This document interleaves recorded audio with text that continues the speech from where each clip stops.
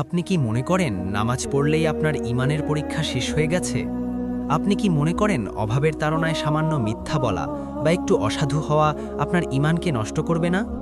সাবধান, আল্লাহ যখন কাউকে ভালোবাসেন তখন তাকে সোনার মতো পুড়িয়ে খাঁটি করেন।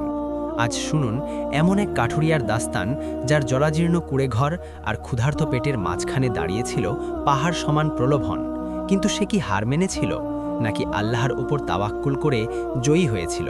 এই গল্পটি আপনার রুহকে কাঁপিয়ে দেবে। শহর থেকে বহুদূরে এক নিভৃত গ্রাম। সেখানে বাস করতেন আব্দুল্লাহ।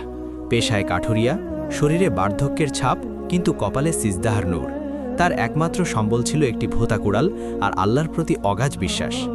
টানা 3 দিন আব্দুল্লাহর ঘরে উনুন জ্বলে না। ছোট ছোট সন্তানদের কান্নায় রাতের আকাশ ভারী হয়ে ওঠে, কিন্তু আব্দুল্লাহর জবান থেকে একটি বারের জন্য কোনো অভিযোগ বের হয়নি। তিনি জানেন রিজিকের মালিক আল্লাহ, আর সবর হলো মুমিনের ঢাল। বাতাসে হাহাকার আর ঘরে ক্ষুধার তাণ্ডব। আব্দুল্লাহর স্ত্রী জীর্ণ কাপড়ে চোখের পানি মুছতে মুছতে বললেন, হে আল্লাহর বান্দা, সন্তানদের মুখ কি দেখতে পাচ্ছ না? আজ যদি কিছু না জোটে তবে কাল হয়তো ওদের নিথর দেহ আমাদের দেখতে হবে। আব্দুল্লাহর বুকটা ফেটে যাচ্ছিল, কিন্তু তার তাওহিদি চেতনা তাকে ভেঙে পড়তে দিল না। তিনি আকাশের দিকে তাকিয়ে অস্ফুট স্বরে বললেন, হে আরশের মালিক, তুমি তো ইউনুস আলাইহিসসালামকে মাছের পেট থেকে বাঁচিয়েছিলে। তুমি তো ইব্রাহিম আলাইহিসসালামের জন্য আগুনকে বাগান বানিয়েছিলে। আজ তোমার এই নগণ্য বান্দার উপর কি রহম করবে না?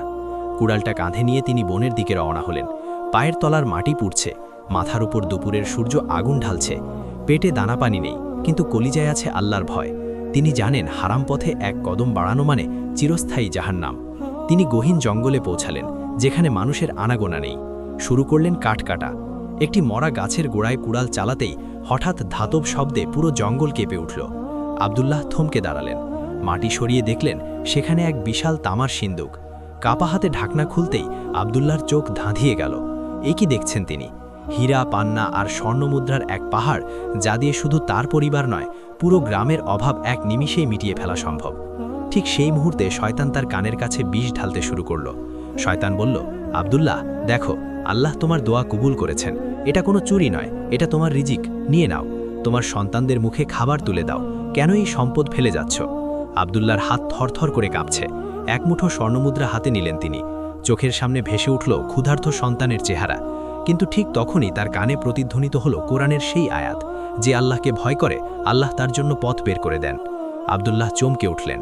তিনি নিজেকে প্রশ্ন করলেন, এই সম্পদ কি আমার ঘামের বিনিময়ে অর্জিত? না, তবে কেন আমি এই আমানতে খেয়ানত করব? তিনি দ্রুত সিন্দুকটি বন্ধ করে দিলেন। কিন্তু তখনই জঙ্গল চিলে এক রহস্যময় বৃদ্ধের আবির্ভাব ঘটল। লোকটির অবয়ব নুরানি হলেও তার কথা ছিল বিষাক্ত প্রলোভনে ভরা। বৃদ্ধ বললেন, আব্দুল্লাহ, তুমি বড় বোকা। তোমার ঘরের দেয়াল ধসে পড়ছে, তোমার স্ত্রী আজ মৃত্যুর সাথে পাঞ্জা লড়ছে, আর তুমি এই গুপ্তধন ফেলে যাচ্ছ। এটা নিলে কেউ তোমাকে চোর বলবে না, কারণ কেউ এখানে নেই। ঈশ্বর তোমাকে সুযোগ দিয়েছেন, আর তুমি তাকে অবজ্ঞা করছো। আব্দুল্লাহ গর্জে উঠলেন। তার বার্ধক্যে জীর্ণ শরীরে যেন সিংহের শক্তি ভর করল। তিনি বললেন, থামো হে বৃদ্ধ, যে আল্লাহ এই গহীন জঙ্গলে আমাকে দেখছেন, তিনি কি কিয়ামতের দিন আমাকে প্রশ্ন করবেন না? অন্ধকার কবরে কি এই স্বর্ণ আমার সাথী হবে? যার সম্পদ তাকেই ফিরে পেতে দাও। আমি হারামের আগুনে আমার ঘর পোড়াতে চাই না। বৃদ্ধ মুচকি হাসলেন। এক অশুভ হাসিতে তিনি বললেন, তবে মনে রেখো আব্দুল্লাহ, আজ যদি তুমি এই সম্পদ গ্রহণ না করো, তবে তোমার সামনে এমন এক বিপদ আসবে যা তুমি কল্পনাও করতে পারো না। আজ তোমার ঈমানের পরীক্ষা নেবে স্বয়ং প্রকৃতি। আব্দুল্লাহ বৃদ্ধের কথা উপেক্ষা করে শূন্য হাতে বাড়ির দিকে দৌড়াতে লাগলেন। কিন্তু হঠাৎ আকাশ কালো হয়ে এলো। মেঘের গর্জন আর বিজলির চমকানিতে পৃথিবী প্রকম্পিত হতে শুরু করল। আব্দুল্লাহর মনে হচ্ছিল আকাশ ভেঙে তার মাথার উপর পড়বে। তিনি যখন বাড়ির কাছাকাছি পৌঁছালেন, দেখলেন তার ছোট্ট কুঁড়ে জারটির উপর এক বিশাল গাছ উপড়ে পড়েছে। পাড়ার মানুষ চিৎকার করছে, আব্দুল্লাহর ঘর ধ্বংস হয়ে গেছে, ভেতরে কি কেউ বেঁচে আছে? আব্দুল্লাহর পায়ের তলা থেকে মাটি সরে গেল। তবে কি হারামের প্রস্তাব ফিরিয়ে দেওয়ার শাস্তি এই ধ্বংস? কি অপেক্ষা করছে আব্দুল্লাহর জন্য সেই ধ্বংসস্তূপের নিকে? তার সন্তানরা কি বেঁচে আছে, নাকি আল্লাহর পরীক্ষা আরও ভয়াবহ রূপ নিতে যাচ্ছে? ধুলো আর ধোঁয়ায় আচ্ছন্ন চারপাশ। আব্দুল্লাহর চোখের সামনে তার তিল তিল করে গড়া সেই ছোট্ট কুঁড়ে ঘরটি মাটির সাথে মিশে আছে। গ্রামের মানুষ বলাবলি করছে, হায় আফসুস, আব্দুল্লাহর পরিবার কি তবে শেষ হয়ে গেল? আব্দুল্লাহর কানে কোনো কথা ঢুকছে না, তার কলিজা ফেটে যাচ্ছে, কিন্তু তার জিভ তখনও বিড়বিড় করে বলছে, ইন্না লিল্লাহি ওয়া ইন্না ইলাইহি রাজিউন। তিনি পাগলের মতো সেই ভেঙে পড়া গাছের ডালপালা সরাতে লাগলেন।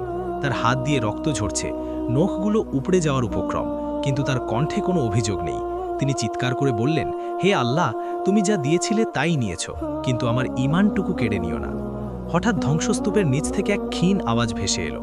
আব্দুল্লাহ দেখলেন এক অলৌকিক উপায়ে তার স্ত্রী ও সন্তানেরা ঘরের কোনায় একটি শক্ত বিমের আড়ালে আটকা পড়ে বেঁচে আছে। অলৌকিক রক্ষায় তারা অক্ষত, কিন্তু আব্দুল্লাহর পরীক্ষা এখানেই শেষ হয়নি। আকাশ থেকে যেন আগুনের বৃষ্টি শুরু হলো। মুষলধারে বৃষ্টিতে পুরো গ্রাম তলিয়ে যেতে লাগলো। আব্দুল্লাহ তার পরিবারকে নিয়ে এক উঁচু পাহাড়ে আশ্রয় নিলেন। তার কাছে কোনো খাবার নেই, মাথার উপর ছাদ নেই। ঠিক সেই মুহূর্তে সেই রহস্যময় বৃদ্ধ পুনরায় আবির্ভূত হলেন। এবার তার হাতে সুস্বাদু খাবার আর রেশমি পোশাক। বৃদ্ধ অট্টহাসি দিয়ে বললেন, আব্দুল্লাহ, দেখলে তো, তোমার সততার পুরস্কার হলো এই গৃহহীন জীবন। তোমার বাচ্চারা না খেয়ে মরছে, এখনও সময় আছে। সেই বনের সিন্দুকটি তোমার জন্যই অপেক্ষা করছে। শুধু একবার বলো যে তুমি হারামের পরোয়া করো না। এই মুহূর্তে তোমার সামনে রাজপ্রাসাদ দাঁড়িয়ে যাবে। কেন এই কষ্ট করছো? তোমার আল্লাহ কি দেখছেন না তোমার এই অবস্থা? আব্দুল্লাহর গলার স্বর এবার বজ্রের মতো শোনালো। তিনি বৃদ্ধের চোখের দিকে তাকিয়ে বললেন, দূর হও অভিশপ্ত শয়তান। আমার আল্লাহ আমাকে না খাইয়ে রাখলেও তিনি আমার রব, আর তিনি আমাকে রাজপ্রাসাদে রাখলেও তিনিই আমার রব। এই দুনিয়ার কষ্ট তো সামান্য কয়েক দিনের, কিন্তু আখিরাতের আযাব যে চিরস্থায়ী। আমি ক্ষুধার জ্বালায় মরে যেতে রাজি, কিন্তু আল্লাহর অবাধ্য হয়ে বেঁচে থাকতে রাজি নই। আব্দুল্লাহর এই হুঙ্কারে যেন পাহাড় কেঁপে উঠল। বৃদ্ধ মুহূর্তের মধ্যে ধোঁয়ায় মিলিয়ে গেল। রাত গভীর হল। বৃষ্টির শব্দে চারপাশ নিস্তব্ধ। আব্দুল্লাহ সিজদায় পড়ে অঝরে কাঁদছেন। তিনি বলছেন, মাবুদ, আমি জানি তুমি আমাকে পরীক্ষা করছো। আমাকে পাশ করিয়ে দাও, আমার সন্তানদের রিজিক দাও। ঠিক সেই সময় পাহাড়ে একদল রাজকীয় অশ্বারোহী এসে হাজির হলো। তারা ছিল ওই রাজ্যের বাদশার বিশেষ প্রহরী। তাদের প্রধান আব্দুল্লাহর সামনে এসে কুর্নিশ করে বললেন, আপনি কি সেই কাঠুরিয়া আব্দুল্লাহ, যিনি বনের ভেতর এক বিশাল গুপ্তধনের সিন্দুক খুঁজে পেয়েছিলেন, কিন্তু এক আনাও স্পর্শ করেননি? আব্দুল্লাহ অবাক হয়ে তাকালেন। প্রহরী প্রধান বলতে লাগলেন, আমাদের বাদশাহ ওই সিন্দুকটি সেখানে গোপনে রেখেছিলেন এক সৎ মানুষের সন্ধানে। তিনি ঘোষণা করেছিলেন, এই রাজ্যে যদি এমন কোনো মানুষ থাকে যে অভাবের তাড়নাতেও হারামের হাত দেবে না, তবে তাকেই করা হবে এই রাজ্যের প্রধান উপদেষ্টা। আমরা লুকিয়ে আপনাকে পর্যবেক্ষণ করছিলাম। বনের সেই বৃদ্ধ আর কেউ নন, তিনি ছিলেন বাদশার নিয়োগ করা এক ছদ্মবেশী পরীক্ষা গ্রাহক। আব্দুল্লাহ স্তব্ধ হয়ে দাঁড়িয়ে রইলেন। তার চোখের কোণ দিয়ে গড়িয়ে পড়ল কৃতজ্ঞতার অশ্রু। যে সিন্দুক তিনি তুচ্ছ মনে করে ত্যাগ করেছিলেন, আল্লাহ আজ তাকে তার চেয়েও বড় নেয়ামত দান করেছেন। কিন্তু গল্পের মোড় এখানেও শেষ নয়। যখন আব্দুল্লাহকে রাজদরবারে নিয়ে যাওয়া হলো, বাদশাহ তাকে দেখে সিংহাসন থেকে নেমে এলেন। বাদশাহ বললেন, আব্দুল্লাহ, আমি তোমাকে সম্পদ দিতে পারি, কিন্তু তোমার যে ঈমান তা কেনার ক্ষমতা কারো নেই। তবে আজ তোমাকে এক কঠিন সত্যের মুখোমুখি হতে হবে। বাদশাহ আব্দুল্লাহর সামনে একটি পুরনো দলিল রাখলেন। সেই দলিল দেখে আব্দুল্লাহর বুক ধক করে উঠল। এ কি দেখছেন তিনি? এই রাজত্বের সাথে কি তার কোনো পুরনো সম্পর্ক আছে? কি সেই গোপন সত্য যা আব্দুল্লাহর জীবনকে চিরতরে বদলে দিতে যাচ্ছে? বাদশাহ আব্দুল্লাহর সামনে সেই জীর্ণ দলিলটি মেলে ধরলেন। আব্দুল্লাহর চোখ ঝাপসা হয়ে এলো। দলিলে লেখা ছিল তার পিতার নাম। বাদশাহ দীর্ঘশ্বাস ফেলে বললেন, আব্দুল্লাহ, তুমি জানো না তোমার পিতা ছিলেন এই রাজ্যের সবচেয়ে বিশ্বস্ত কোষাধ্যক্ষ। এক ষড়যন্ত্রে তাকে চোর অপবাদ দিয়ে এই রাজ্য থেকে বের করে দেওয়া হয়েছিল। তিনি নিঃস্ব অবস্থায় মারা গিয়েছিলেন, কিন্তু তিনি মরার আগে বলেছিলেন, আমার সন্তান যদি সত্যবাদী হয় তবে আল্লাহ তাকে একদিন তার সম্মান ফিরিয়ে দেবেন। আজ তোমার সততা প্রমাণ করেছে যে তুমি সেই মহান পিতার যোগ্য সন্তান। এই সমস্ত সম্পদ যা তুমি বনে ফিরিয়ে দিয়েছিলে তা আসলে তোমারই পৈতৃক সম্পত্তি ছিল, যা আল্লাহ তোমার জন্য আমানত হিসেবে রেখেছিলেন। আব্দুল্লাহ রাজপ্রাসাদের মেঝেতে সিজদায় লুটিয়ে পড়লেন। তার দু চোখ দিয়ে ঝরঝর করে পানি পড়ছে। তিনি বুঝতে পারলেন আল্লাহ তাকে শুধু পরীক্ষা করেননি, বরং ধৈর্য ধরার বিনিময়ে তাকে তার হারানো সম্মান আর অধিকার ফিরিয়ে দিয়েছেন। যে কুড়াল দিয়ে তিনি কাঠ কাটতেন, আজ সেই হাতে রাজ্যের ভার তুলে দেওয়া হলো। কিন্তু আব্দুল্লাহর অন্তরে বিন্দুমাত্র অহংকার দানা বাঁধল না। তিনি বাদশার দিকে তাকিয়ে বললেন, হে রাজন, আমি রাজত্ব চাই না। আমি শুধু চাই আমার আল্লাহ যেন আমার উপর সন্তুষ্ট থাকেন। কারণ এই দুনিয়ার সিংহাসন আজ আছে, কাল নেই, কিন্তু আল্লাহর জান্নাত চিরস্থায়ী। আব্দুল্লাহর পরিবার ফিরে পেল তাদের হৃত গৌরব। তার সন্তানদের মুখে ফুটল হাসি। পুরো রাজ্যে ছড়িয়ে পড়ল এক সৎ কাঠুরিয়ার ঈমানের গল্প। আব্দুল্লাহ প্রমাণ করে দিলেন, পরিস্থিতির চাপ যতই হোক, অভাব যতই চরম হোক, যে ব্যক্তি আল্লাহর রজ্জুকে শক্ত করে ধরে রাখে, আল্লাহ তাকে কখনো অপদস্থ করেন না। মানুষের কাছে হাত না পেটে যে আল্লাহর কাছে হাত পাতে, আল্লাহ তাকে দুনিয়া ও আখিরাত উভয় জগতেই সম্মানিত করেন। ভাইরা আমার, বোনেরা আমার, আব্দুল্লাহর গল্প তো শেষ হলো, কিন্তু আমাদের গল্প কি শেষ হয়েছে? আমরা কি একবারও ভেবে দেখেছি আমরা প্রতিদিন কত হাজারো হারামের হাতছানিতে নিজেকে বিলিয়ে দিচ্ছি। সামান্য কয়েকটা টাকার জন্য আমরা মিথ্যা বলছি, ওজনে কম দিচ্ছি, অন্যের হক মেরে খাচ্ছি। আমাদের অভাব তো আব্দুল্লাহর মতো তীব্র নয়। আমাদের সন্তানরা তো 3 দিন ধরে না খেয়ে নেই, তবুও কেন আমাদের ঈমান এত দুর্বল? হায়, কাল কিয়ামতের কঠিন ময়দানে যখন আল্লাহ আমাদের জিজ্ঞাসা করবেন, হে আমার বান্দা, সামান্য দুনিয়ার মোহে পড়ে তুই আমার নাফরমানি কেন করলি? সেদিন আমরা কি জবাব দেব?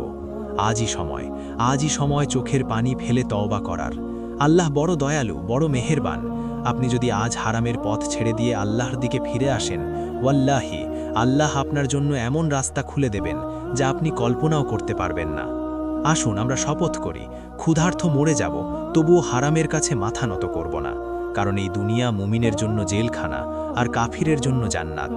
আমাদের আসল গন্তব্য তো জান্নাতুল ফেরদাউস। আল্লাহ আমাদের সবাইকে আব্দুল্লাহর মতো অটল ঈমান দান করুন। আমিন।